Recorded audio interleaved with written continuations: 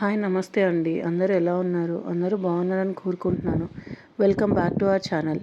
ఇవాళ నేను ఏకాదశి మీద వీడియో చేయాలనుకుంటున్నానండి. అంటే మొత్తం ఎన్ని ఏకాదశులు ఉన్నాయి, వాటి ఒక్కొక్క ఏకాదశి రోజు మనం ఉపవాసం ఉండి ఏకాదశి వ్రతం చేస్తే ఎలాంటి పుణ్యం వస్తుంది అనేది వివరంగా తెలియజేస్తానండి.